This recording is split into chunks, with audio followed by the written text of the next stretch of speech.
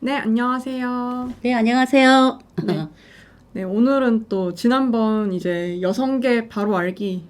네, 지난번에 이제 여성계의 좀 역사에 대해서 한번 저희가 쭉 짚어왔고, 오늘은 좀 이제 최근 이제 여성계 그런 어떤 뭐 성교육 기관이랄지 아니면 성범죄 좀 관련 기관들이 네. 네, 예방교육, 성범죄 예방교육 관련 기관들이 어떤 곳이 있나 네, 그 부분에 대해서 또 오세라비 선생님께서 또 얘기를 해주신다고 하셔서 네네. 네.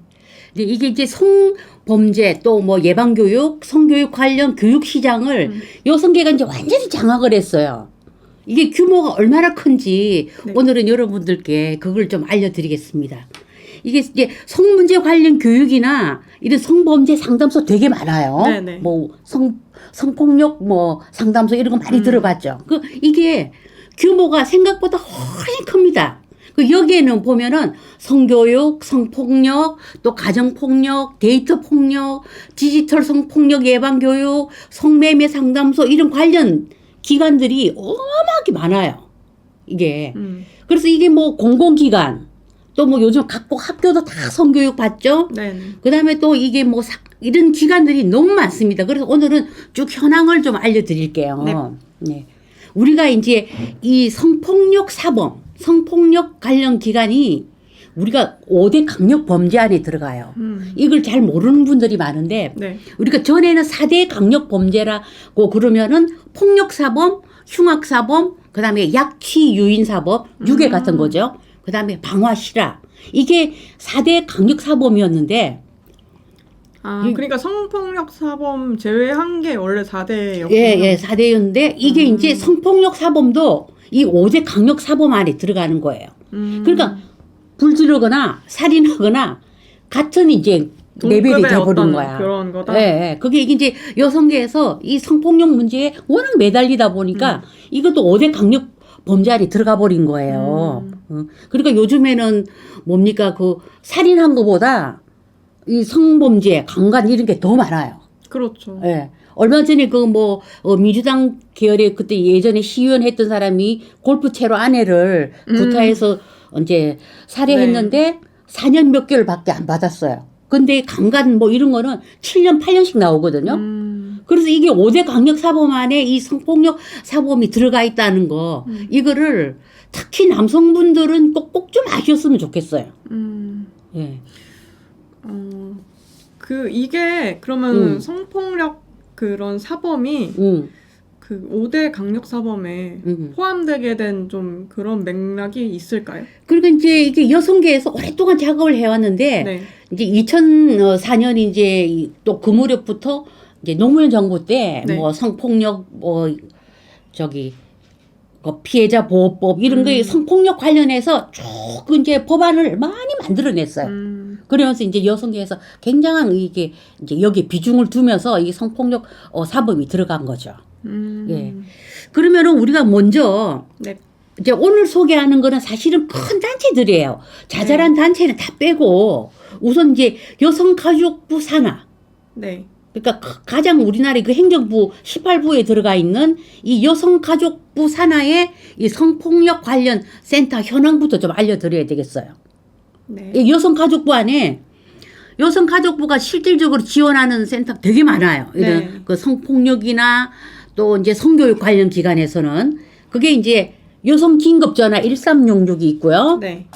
자, 그 다음에 뭐가 있나요? 센터? 해바라기 센터. 요즘 많이, 그 해바라기 센터가 뭐냐고 물어보는 사람이 되게 많아요. 그래요? 예. 해바라기 센터도 여성가족부에서 직접적으로 관리 운영을 하는 곳이고, 그 다음에 최근에 이제 디지털 성범죄 피해자 지원센터라는 게 있어요. 네. 이거는 또 특히 이제 N번방 사건 이후에 여성계에서 거의 그냥 이 디지털 성범죄 여기에 그냥 엄청나게 또 비중을 또 둔 거예요. 네. 예. 그리고 이제 이 한국양성평등교육진흥원 같은 경우에는 실질적으로 공공기관이나 또 이제 공기관 또 학교 또 모든 그런 관련 기관에 직접적으로 이런 교육을 또 하는 담당하는 여가부 산하의 기관이에요. 자, 그러면 우리나라 역사가 어떻게 되냐면은 처음에 여성 긴급전화 1366 여가부 산하에 이거는 2004년도에 만들어졌어요. 아, 노무현 정부 때네요? 네네. 노무현 정부 때 거의 여성계가 이제, 물 들어올 때 놓여야겠다.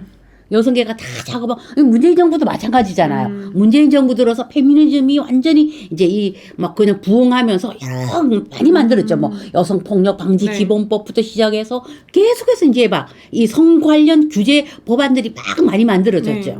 그러니까 이게 노무현 정부 때도 이제 여성 긴급 전화 1366 이걸 만든 거예요. 여가부 산하에. 그래서 이거는 직접적으로 여가부가 운영 지원을 합니다. 그럼 이게 전국에 몇 개가 있느냐? 전국에 16개 시도에 다 설치되어 있어요. 아, 네, 1366이. 네. 그리고 이제 서울 경기는 이제 규모가 크잖아요. 네, 그러니까 이제 그렇죠. 각각 한 개소가 더 있고 그래가지고 총 18개소를 운영을 합니다. 꽤 많네요. 네, 많죠. 많고 그다음에 이거는 국고 보조금으로 운영을 합니다. 그리고 이제 지방자치단체 또는 이제 뭐 이걸 또 이제 여가부에서 관리 운영을 하지만은 지자체에서도 하고 그다음에 지자체에서 위탁 업체를 또 선정을 해요. 네네. 위탁 업체를 선정해서 민간 단체나 어떤 그런 거 비영리 법인에서 이거를 또 위탁 경영을 하는 그런 체계를 가지고 있어요. 네.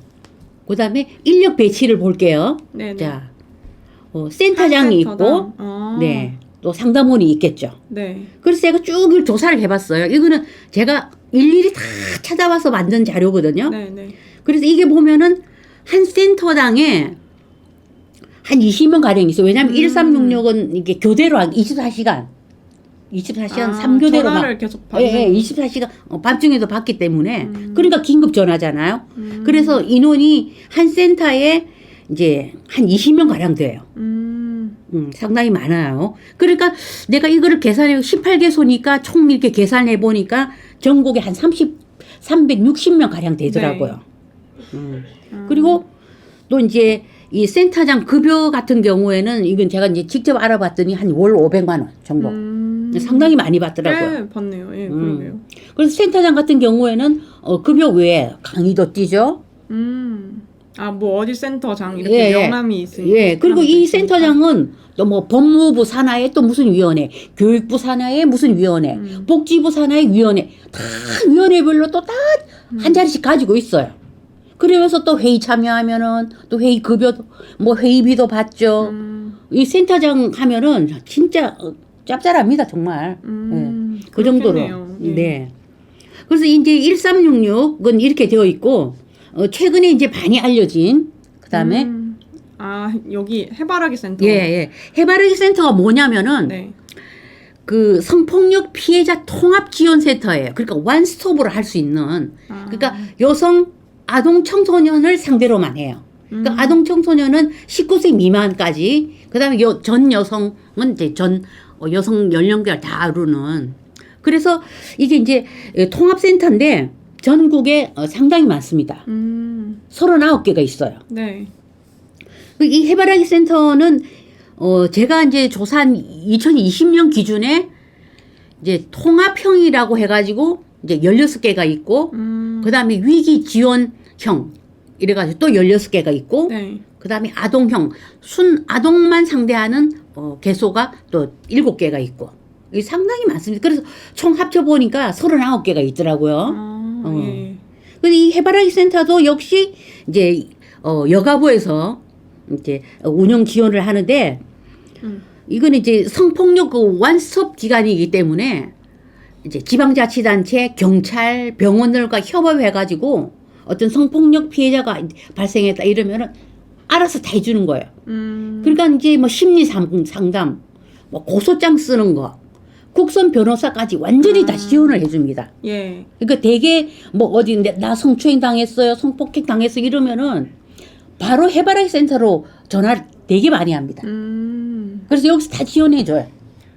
그러면은 뭐 그 비용적인 부분도 예, 국선 지원을 예, 다. 그 여성 같은 경우에는 뭐 돈 하나도 안 들죠. 그러니까 국선 변호인까지 다 선임을 해주는 거니까. 근데 학교 폭력 같은 경우도 만 19세 이제 미만은 네네. 그런 부분도 해주는. 네, 이제 학교 보시군요. 폭력 같은 경우도 여기 해바라기 센터에서 또 담당을 합니다. 왜냐면 이건 또 아동 청소년과 다 관련이 되어 있기 때문에. 그래서 이제 이 해바라기 센터가 지금 39개이기 때문에 상당히 많아요. 네네. 예. 그래서 이거를 또 다 이제 이 여가부에서 또 일괄도 다 운영을 하고. 예. 그래서 여기는 이제 원스톱 지원 기관이고, 예, 이 해바라기 센터는 어떻게 되었냐면은 주로 이제 이 상담원들이 이제 그 사회복지학 전공자나 심리학, 아동학, 여성학 전공자, 성폭력, 가정폭력 상담원 경력, 2년 이상 경력. 예. 그런데 사실은 이게 우리가 이게 상담을 한다는 것은 2년 경력 가지고 나는 안 된다고 봐요. 이거는 굉장히 오랫동안 경륜이 있어야 되는데 그러다 보니 너무 좀 이렇게 경험이 적거나 네. 이게 실질적인 경험이 적은 사람들이 상담원 역할을 참 많이 해요 보면. 예. 그러니까 이게 근데 지금 다 여가부 산하에 있는 단체라는 거죠? 네, 해바라기 예. 센터. 네, 아까 그렇죠. 앞에 1366 여성전 긴급전화 1366 네. 이런 게 다 이제 하나의 어떤 그런 그 여성계의 거대한 일자리일 수도 있는 거고. 응? 그 이거를 계속해서 우리나라에 정말 많아요. 이 뒤에 계속 나옵니다. 그러니까 저는 이런 그 상담원들이 과연 자질이 정말 그 참 늘 의심스러워요. 네네. 정말 자질이 제대로 된 사람들이고 우리가 그 하나의 그 상담을 한다는 게 쉬운 일이 아니거든요. 네, 그렇죠. 네. 그래서 정말 이런 것도 상담원이 되려면은 정말 오랫동안 경험이 있어야 되는데 이런 것도 나는 너무 주먹국으로 운영하게 된다. 그런 그 우려가 굉장히 많아요. 네. 네. 그리고 이제 네, 운영 체계를 보면은 이것도 여성 전화 여성 긴급 전화 1366하고 똑같이 이제 시도에 위탁으로 해가지고 네. 이것도 이제 또 뭐 민간이나 어떤 비영리 법인에서 또 위탁을 줘서 이렇게 또 운영을 하고 그다음에 이제 여기도 보니까 한 센터당 한 6 내지 7명이 근무를 하더라고요. 제가 알아보니까. 그러니까 총 이제 이 39개소를 곱해보면 전국적으로 한 120여 명. 더 될 수도 있어요. 이것도 네. 제가 뭐 2020년 기준이니까. 예, 그러니까 이제 이 정도로 이제 또 규모가 있습니다. 자, 그 다음에 또 여성인권진흥원. 한국 여성인권진흥원에서도 이 여가부 산하인데 네. 그 2009년에 설립이 되었어요. 2009년에 설립되었고 여기서도 이 디지털 성범죄 피해자 지원센터를 운영을 합니다. 아, 그러니까 뭐 저기 몰래 카메라나 뭐 저기 영상 뭐 이런 그러니까 예, 거좀 종류겠네요. 예, 디지털 그러니까 그 이제 영상으로 어떤 그런 뭐 어떤 음란물을 소지했다든가 네. 아니 이거를 뭐 유포했다든가 딥페이크 법이라고 해가지고 어떤 뭐 인공지능을 이용해서 뭐 어떤 걸 합성을 했다든지 이런 걸 가지고 뭐 어떤 뭐 서로 상대방에게 보냈다. 이럴 경우에는 이제 이게 뭐 유포죄 이렇게 되기 때문에 이것도 자기가 성범죄 디지털 성범죄 피해 이것도 원스톱으로 이제 지원을 하고 있어요. 이게 한국 여성인권진흥원에서 하고 있고 이것도 뭐 접수받고 상담하고 그다음에 이제 어떤 그런 영상물이 올라갔을 때 삭제해주고 지원하는 어떤 그런 그 모니터링 사업도 하고 이 역시 이제 앞에 해바라기 센터처럼 네. 이것도 원스톱으로 운영하고 있는데 이것도 한국여성인권진흥원에서 이것도 하고 있습니다. 여가부 산하에 있는. 네, 여가부 산하고 예, 그다음에 이제 아, 이게 또 비슷해 보이는 달랐네요. 양성평등교육진흥원. 이제 여가부 산하에 이제 공공기관에서 가장 또 유명한 곳이죠. 네. 한국양성평등교육진흥원은 2004년 노무현 정부 때 설립이 되었어요. 그리고 이거는 전국적으로 다니면서 다 이게 교육을 합니다.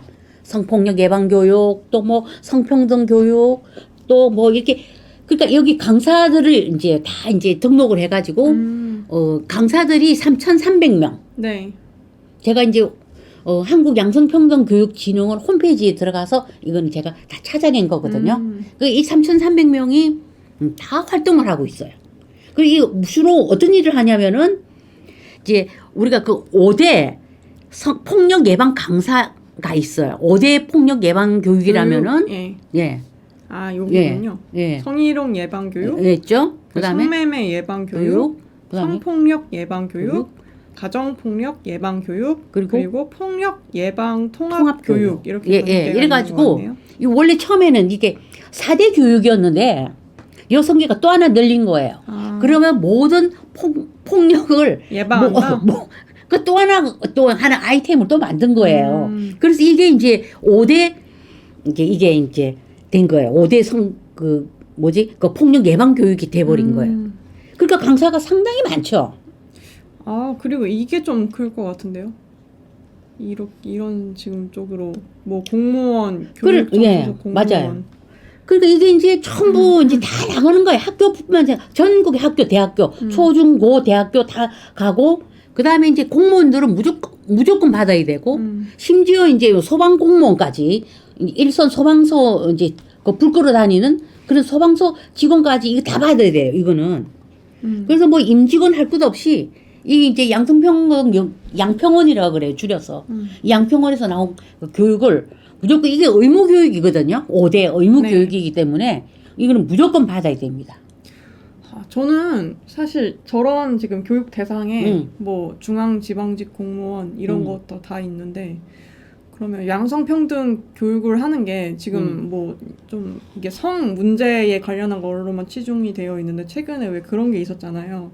그 여성 경찰이 이렇게 범인이 칼을 들고서 뭐 위협을 했는지 하여간 네. 그러니까 예. 그 여경이 출동을 해서 경찰에 신고를 하겠다고 하는 그런 것도 사실 그게 이런 저는 성평등 뭐 성폭력 이런 것도 물론 필요하겠지만 그런 것보다 좀 이게 그런 직업을 가졌으면은 경찰의 네. 직업을 가졌으면 사실 여성이나 남성이나 할 거 없이 해야 되는 일들이 있는 건데 네. 너무 그런 거에 대한 직업 그 네. 의식과 윤리가 부족하다 이런 생각이 좀 들더라고요. 예. 그리고 우리가 이제 여경을 이제 약간 이제 비꼬는 말로 어떻게 어떻게 여경인데 네, 어떻게 최근에 이제 발생한 사건 같은 경우에는 네. 명백히 이게 그 흉기를 들고 찌르고 있는데 이 여경이 거의 도피한 거랑 마찬가지란 말이에요. 그렇죠. 그래서 결국은 그 피해자가 지금 아직도 의식을 회복을 못 하고 있어요.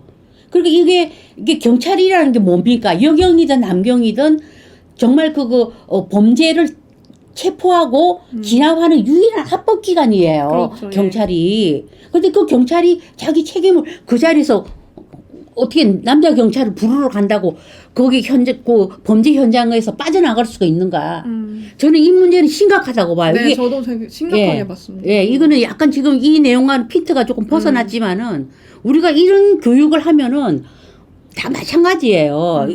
그런 자리에서 똑같이 대해야 되는데 정말 지금 여경 문제 같은 경우에는 심각합니다, 지금. 결국 피해자가 지금 사경을 헤매고 있는데. 네.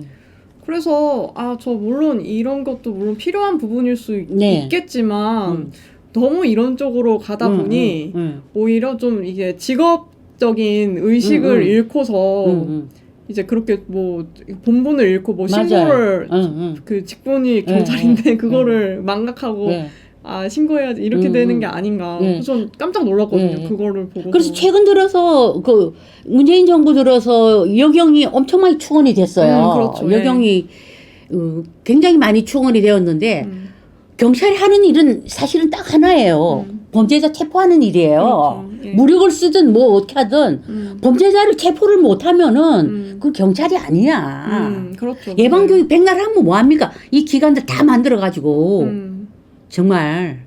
근데 이런 거 하면서 화가 나 정말. 네, 그래서 이게 참 그러니까 뭐 이게 여성을 그렇게 위한다고 해서 뭔가 이렇게 할당이라든지 그런 기준을 조금 다르게 해서 그거를 뽑아 넣는 게 이게 과연 옳은 건지 그런 게 계속 제기가 되고 있는 것 같아요. 그 소방공무원도 마찬가지예요. 사실 소방공무원이라는 게 불 끄고 화재 진압하고 인명을 구조하고 그거잖아요. 그렇죠. 예. 근데 자꾸만 거기에 여성 소방공무원을 자꾸 늘리는 거예요, 지금. 그러면서 또 성인지 교육 계속 받으라. 이런 양평원에서 나와서 계속해서 소방서 직원들에게 교육받으라고. 그렇죠. 그런 사람들은 마음속에 그게 좀 있을 거거든요. 솔직히 같이 일하면서도. 예. 근데 교육은 계속 또 이런 걸 받고. 예. 그래서 앞으로 진짜는 이제는 어떻게 여경 문제가 아니야. 우리 생명이 위험하고 이제는 맞아요. 예. 여자 경찰 만나면 무섭지 이제. 응? 아니 뭐 본분을 다하는 경찰이라면은 그걸 누가 뭐라고 하겠어요. 아니 그리고 근데 범인을 기납을 못하고 그 체포를 못하면 경찰이 아니지. 그리고 저도 그 권한을 유일하게 국가에서 준 거예요. 그렇죠. 경찰한테 맞아요. 예. 체포할 수 있는 권한을 누가 경찰밖에 없어. 맞아요. 예.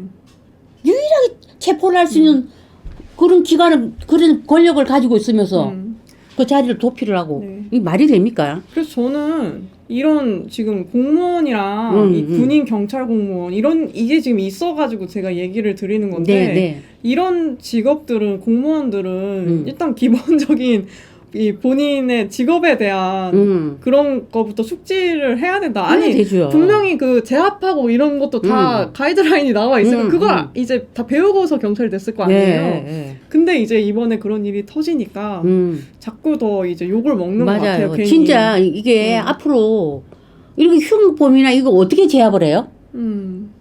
여경이 어떻게 제압을 해? 저런 식으로 그 현장을 떠나버리면은 누굴 그렇죠. 믿고 우리가 살아야 되는 건가? 네.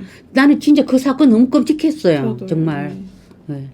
그다음에 또 이제 계속 이제 요 앞까지는 공공기관에서 여가부 산하의 이제 기관들을 봤는데 지금부터는 이제 사단법인, 네. 사단법인 정말 많습니다. 사단법인 뭐 가정폭력 상담소, 성폭력 상담소, 또 성매매 상담소 이런 것도 사실은 또 어마어마하게 많아요. 이게 이제. 그다음에 가장 큰 게 이제 사단법인인 한국 여성의 전화가 있어요. 네. 여성의 전화는 사실은 만든 지 되게 오래돼서 우리나라에서는 87년.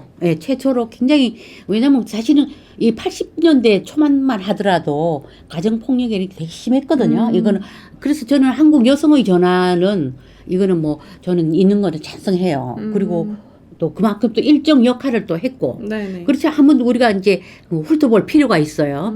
이 이제 1983년도에 네. 이제 한국 여성의 전화가 만들어졌고 그다음에 전국에 25개 네. 지부가 있습니다. 네.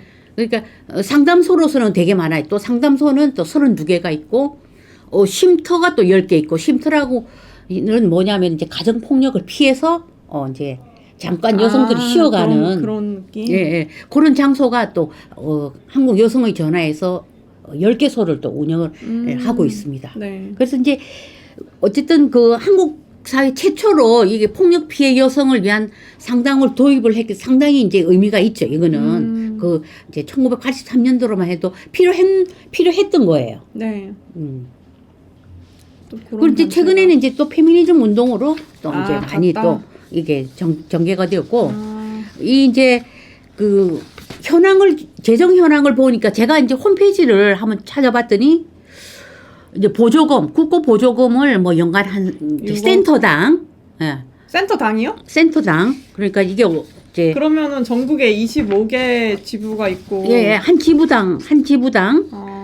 지부당 이제 그 연간 그 보조금을 한 6억 6천 정도 받고 이것도 20년 자료예요, 제가. 최근 더 올랐겠죠. 네. 그다음에 이제 회비 후원금 한 7억 5천. 그 총 합치면은 얼마입니까? 14억 가량 되죠. 네. 14억 뭐 조금 넘죠. 그 정도로 이제 규모가 크게 이게 한 개소당 이렇게 운영을 하고 있습니다. 꽤 상당히 크네요. 네, 큽니다. 그거는 이게 또 여성의 전화는 또 오래됐고 그만큼 또 역사가 있는 되기 때문에 또 이 정도로 받으면서 또 운영을 하고 있죠. 이 역대 대표를 한번 볼게요. 네. 이제 정춘숙이 있습니다. 네. 정춘숙은 이제 여성의 전화에서 이게 자신이 커리어가 시작이 됐죠. 그다음에 이제 김희선, 네, 더불어민주당 국회의원, 이제 예전 국회의원을 했었고, 이계경, 이계경 이제 전 여성신문 사장, 그리고 신혜수, 정대엽 또 한국여성단체 연합 대표를 했던. 그 우리가 요 앞 시간에 우리가 한국 그 여성단체 현황을 봤잖아요. 그때 보면은 뭐 다 돌고 이렇게 하잖아요. 그래서 이 한국 여성의 전화도 그 이제 여성단체 중에서는 사단법이지만은 굉장히 그 중요한 비중이 크다는 거예요. 그 여기 출신들이 다 이렇게 한 바퀴 돌면 이제 비례대표로 이렇게 가는 거예요. 그리고 저 정도면은 꽤 또 뭐 지금은 좀 어려워졌을지 모르겠지만 꽤 탄탄한 그래도 탄탄해요, 지원을 지금도. 받고 있다 네, 그런 네. 생각이 좀 드네요. 네. 그래서 이게 전체 활동가가 추산인데 이제 약 한 300명, 300여 명 정도 제가 이제 어바웃으로 좀 찾아봤어요. 그거는.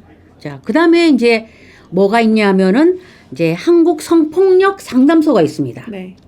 한국 성폭력 상담소는 1990년에 이제 최초로 이제 개소가 되었고 초대 소장은 최영애 씨.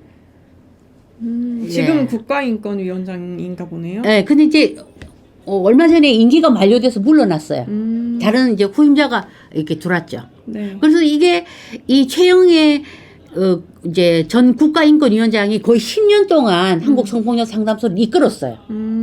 그래서 여기에 대해 성폭력 상담소 같은 경우에는 뭐 이 최영애 전 인권위원장의 그 힘이 굉장히 크죠. 10년 정도 이끌었으면. 예. 그래서 이제 지금 현재 이 상담소가 전국에 170개가 있어요. 네. 전국에. 그게 처음에는 원래는 이게 이제 그 허가제였어요. 네. 이거는 그래서 성폭력 상담소 같은 경우에는 상당히 경륜이 있고 경력이 있는 사람이 했는데 이제 김대중 정부 들어가지고는 네. 막 그 이제 여가부 여성들이 이제 막 이제 조금 이제 압력을 넣은 거죠. 뭐 만들어 달라고 이래서 그렇게 신고제로 변경이 된 거예요. 그럼 누구든지 만들어서 신고하면 되는 거예요. 그렇네요. 예, 그러니까 이게 막 늘어난 거예요. 이 사설 성폭력 상담소가. 그래서 현재 170개까지 이렇게 돼 있어요. 이게 사모펀드랑도 좀 비슷한 것 같아요. 사모펀드 같은 것도 뭐 신고제로 이게 원래는 뭔가 허가제 같은 걸로 하다가 그런 기준 같은 거를 뭐 제가 그때 기억하기로는 대폭 낮춰가지고 네, 그냥 신고하는 걸로 하면서 그러니까 엄청나게 막 그런 펀드하는 회사들이 늘어서 네. 그리고 저희 아까 앞에도 뭐 2004년부터 뭔가 여성 그 단체들이 좀 이렇게 많아졌다고 하지만 사실상 그것도 김대중 정부 때 이제 뿌려놓은 씨앗들이 이제 싹이 튼 게 아닌가. 그래서 김대중 또 노무현 정부 들어서 거의 다 체계가 만들어졌어요. 이미 체계가 다 만들어졌고 그때부터는 이제는 여성계는 이제 열매를 따먹고 결실을 만들어내는.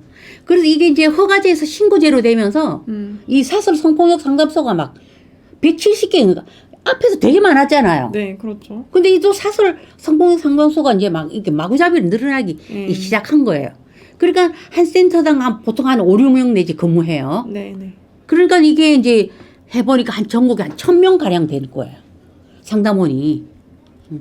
그 재정 현황을 보면은 이거는 5대5 이제 매칭이에요. 국비 50%, 그다음 지방자치단체에서 50%. 그다 세금으로 그냥 하는 거예요. 다 세금으로 운영돼요. 여기 제가 오늘 올려드리는 거는 다 세금으로 다 세금 나갑니다. 국비 아니면 지방비 다 나가요. 제 생각에는 이런 단체는 국비랑 지방비 이거 다 끊어버리면은 100% 자, 그럼 망할 것 줄어들겠죠. 같네. 줄어들죠. 왜냐하면 급이 안 줄었는데 뭐 누가 합니까? 그렇죠. 그러니까 이제 이 사람들은 성폭력 사건이 계속 일어나야 돼. 일어나야지 자기들이 생존이 가능한 거야.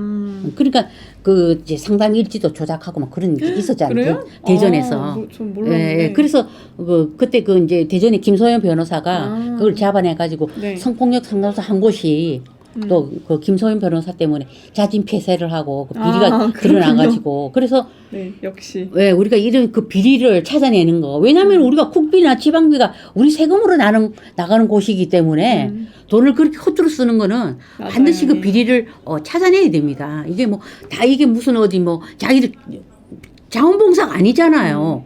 다 이게 받습니다, 돈을. 응? 그 이것뿐만 아니라 후원금도 다 받죠. 그렇죠. 또 회비까지도 받고. 그리고 또 이제 그 다음에 이제 청소년 성문화센터 있어요. 이게 또 여가부 산하에서 또 하는 건데. 여기도 또 이제 5대5 국비 플러스 지방비로 이게 매칭이. 그러네요. 또 해요. 여기는 이제 청소년 상설 성교육 기관인데. 이제 어떤 그런 거 우리가 학교에서 또 성교육도 받잖아요. 그것도 또 다른 어떤 대안. 체험형. 뭐 체험을 왜 해? 체험형 성교육. 그러니까 실질적으로 어떤 그런 뭐 피임을 한다든지 어떤 그런 뭐 체험형. 뭔가 그런 어떤 그런 거를 뭐 시연을 한다든지 뭐 네, 보여준다든지 뭐 그런 거. 네. 그래서 이게 이제 대표적인 게 아하 서울 청소년 성문화센터가 있어요. 그래서 탁틴레일은 여기는 사단법인이에요. 경기도에 있는데 여기도 또 되게 유명한 곳이에요. 그러니까 주로 이제 청소년 성상담, 성폭력 예방 교육 이런 것도 이 청소년 성문화센터에서 또 해요. 우리 앞에 양성평도 교육지능원이 있었지만은 여기는 청소년만 상대하고 전국에 58개소가 있습니다. 그다음에 2007년도부터 설치가 되어 있고 네. 여기도 한 센터당 뭐 9명 근무하고 전국적으로 한 522명 정도. 네. 이게 다 합치면 숫자 진짜 많아요. 여기도 국비 50. 네, 여기도 뭐 다 이제 국비, 지방비 따로 또 후원도 또 받겠죠. 예, 그런 이런 게 있고, 그다음 한국 사이버성 폭력 예방 대응 센터라고 또 이제 페미 단체들이 만든 거예요. 이거 2017년 이제 페미니즘 운동의 여파로 만들어서. 지금 현재는 모르겠는데 제가 조사할 무렵만 해도 그 대방동 서울 여성 플라자 안에 이제 사무실을 이렇게 하고 네. 이제 주로 후원금으로 활동을 하고 이제 그 박원순 시장 때 여기서 또 이렇게 지원금도 또 나갔더라고요. 시비로요? 예, 지원금도 나가고 전국에 한 20명 정도가 이제 활동을 하고 있습니다.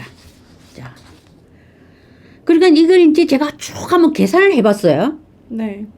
그러니까 앞에 말한 공공기관, 여가부 산하 공공기관, 이런 성폭력 예방 성교육기관, 그다음에 사단법인, 그러니까 뭐 사단법인, 뭐 한국 여성의 전환이, 성폭력 상담소니 이런 걸 다 합쳐서 그리고 이제 성교육 관련 종사자 다 합치니까 한 5,300명. 난 더 된다고 봐 이거. 내가 이걸 사실 최소한도 그렇죠. 잡은 거거든요. 작은 것까지 하면. 그러니까 뭐 전국에 한 500개소가 활동한다고 봐야 돼. 네. 500개소에 이 총 인원은 한 5,300명.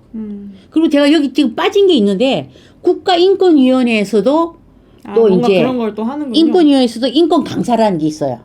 그래서 이제 학교에 인권 교육을 따로 해요. 성교육 외에. 그래서 이제 이 국가인권위원회에 이 인권 강사 등록된 게 제가 홈페이지에 가서 찾아봤더니 한 170명 정도 가량 돼요.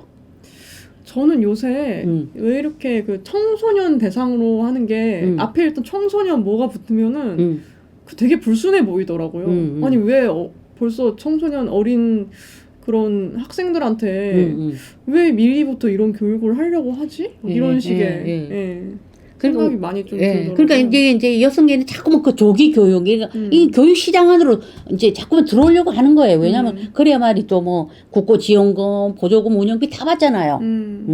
그러니까 하나의 어떤 거대한 우리가 성교육 분명히 해야 돼요. 필요해요. 그렇죠. 예. 필요한데 이거를 과도하게 이걸 사업화한 거예요. 이게 지금 보면은 뭐. 제가 한 5,500명 가량 돼요. 아까 제가 이 국가인권에 얘기가 빠졌으니까. 전국에서 한 500개 이 성교육 기관에 이 성폭력 예방 교육에 이 5,300명이 눈을 부릅뜨고 다 있는 거야. 이게 정말 대단한 어떤 교육 시장이죠. 그 여성계가 이걸 다 장악한 거야.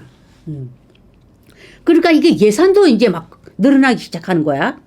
그러니까 여가부 이게 이제 제가 2020년 자료인데 이게 디지털 성범죄 또 대응 여성폭력 피해자 이 총 권익 이래가지고 1년 예산이 1,234억이에요. 총 예산이요? 예. 그러니까 1,200을 쓰고 있는 거야. 1,200억을 200억 이상을 네. 여기에. 근데 여기 뭐 실질적인 진짜 피해자 보호는 없고 이거를 한다고 하는 사람들의 이제 돈이 다 이렇게 책정이 예. 그러니까 이게 뭐 이제 주로 뭐 디지털 성범죄 예방 한다, 교육, 피해자 교육, 보호를 한다. 이게 41억. 이거를 제가 대한민국 정책 브리핑에서 뽑아왔기 때문에 이거 분명한 겁니다. 그다음 성범죄 지역 특화 상담소를 운영을 한다. 또 뭐 성매매 피해 아동 청소년 전담 지원 센터를 한다. 이러면서 이 쓰는 돈이 1년에 1,234억. 네. 어마어마한 거죠. 음. 음.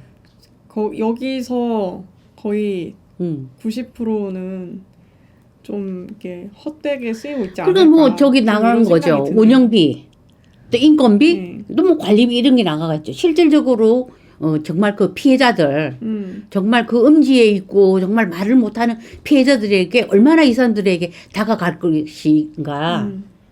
그게 이제 정말 큰 정말 우리가 그렇죠. 봐야 될 문제죠. 그리고 사실 여기 지금 예방교육 콘텐츠 개발 및 보급이 있는데 예, 예. 이런 데서 나오는 사실 예방교육 콘텐츠 보면은 좀 진짜 얼토당토 않는 그러니까 것들이 영상 같은 많잖아요. 거그 양평원에서 만드는 뭐 젠더 온 영상 이런 거 있잖아요. 그 영상 보면은 뭐 별들 진짜 이상한 거 많잖아요. 그러니까 이런 콘텐츠를 이게 다 돈을 이런 데 쓰는 거야. 맞아요. 네, 진짜 네. 그래서 너무 네. 이걸 이렇게 또 쭉 보면은 이렇게 정말 필요 이상으로 예, 너무 돈이 이렇게 필요 이상으로 너무 많이 쓰이고 있다. 네. 네. 그리고 아까 맨 앞전에서도 얘기를 주셨지만은 사실 이게 뭐 성폭력이나 성범죄 자체가 뭐 절대 그게 뭐 약하다는 게 아니에요. 그런 어떤 범죄의 정도가 약하다는 건 아니지만 당연히 살인이나 이런 것보다 저는 더 높을 수는 없다고 생각하거든요. 근데 그걸 이제 같은 라인에 껴놓거나 오히려 어떨 때는 성범죄가 더 많이 나오는 형량이 네. 그런 거는 좀 네. 그게 다 어떤 그런 그 여성계의 어떤 그런 과도한 그런 거고 제가 이제 쭉 이제 앞서 말했던 여성 단체 기관들 그리고 그 역사와 배경 뭐 이런 거 다 알려드렸고 오늘은 실질적으로 이 사람들이 이런 그 성교육 시장 그리고 이런 성폭력 상담소 관련 현황을 이제 보여드린 게 이 정도 여성계의 사이즈를 크다라는 거를 네. 어떤 일을 하고 있고 어떤 거를 이제를 좀 우리가 좀 알면은 도움이 되지 않을까 싶어서 네, 저희가 이제 이런 그 영상을 만들었어요. 네. 참고하시기 바랍니다. 네, 그래서 오늘은 또 오세라비 저희 대표님께서 네. 지난번에 이제 역사에 대해서 한번 해주셨고 기관과 인물을 좀 중심으로 그리고 오늘은 좀 지금 이제 그렇다면 지금 성교육 뭐 기관이나 이제 성범죄 예방 교육을 한다는 이제 뭐 기관들의 현황은 좀 어떻고 뭐 네. 재정은 어떻게 이루어져 네, 네. 있나 뭐 그런 거에 대해서 한번 네. 이야기를 나눠봤습니다. 네. 시청해주셔서 감사합니다. 네, 감사합니다.